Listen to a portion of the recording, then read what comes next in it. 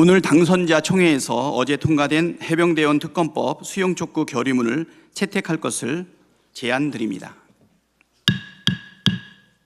네, 자, 특검법 수용 촉구 결의문 낭독을 하도록 하겠습니다. 당선자 171명의 대표로 노종면 당선자가 앞으로 나오셔서 결의문을 낭독해 주시고요. 당선자 여러분 모두 자리에서 일어서 주시면 대단히 감사하겠습니다. 노종면 당선자가 해병대원 특검법 수용 촉구 결의문을 낭독하도록 하겠습니다.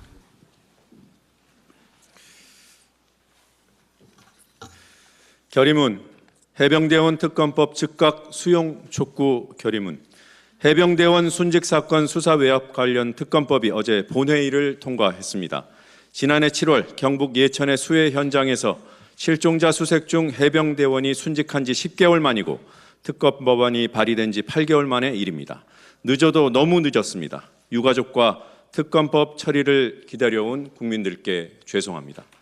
그럼에도 집권 여당은 국민 대다수가 찬성하는 총선 민의도 외면한 채 표결에 불참했고 대통령실은 법안 통과가 채 하루도 지나지 않은 시점에서 죽음을 정치적 목적으로 악용하는 나쁜 정치, 엄중하게 대응하겠다며 거부권 시사를 표명했습니다. 이것이야말로 국민의 뜻을 외면한 나쁜 정치입니다. 이번 총선에서 확인한 국민의 민심은 오만과 독선의 국정 기조를 전면적으로 전환하고 국정을 쇄신하라는 것입니다.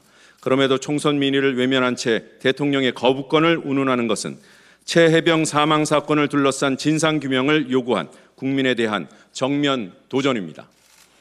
무엇보다 최 해병 특검법은 정부 여당 스스로가 자초한 일입니다. 책임자를 밝혀내려 했던 박정훈 전 해병대 수사단장은 항명 혐의로 기소해놓고 책임지는 지휘관은 단 한 명도 없었습니다.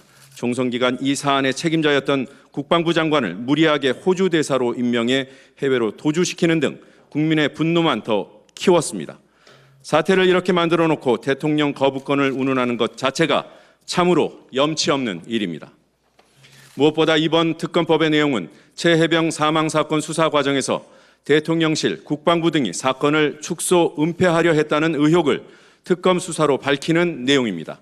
윤 대통령 자신과 대통령실이 연루된 의혹 사건은 거부권 행사 대상이 되어서는 더 이상 안 될 일입니다.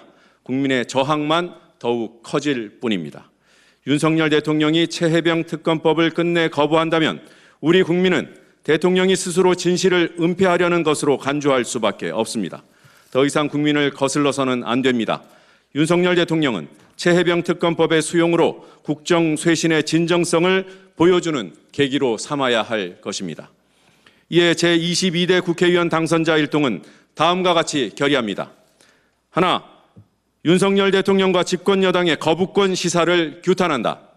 하나, 윤석열 대통령은 최 해병 특검법을 즉각 수용하라. 하나, 윤석열 대통령이 거부권을 행사한다면 우리는 특검법이 관철될 때까지 국민과 함께 싸워나갈 것이다. 2024년 5월 3일 더불어민주당 22대 국회의원 당선자 일동.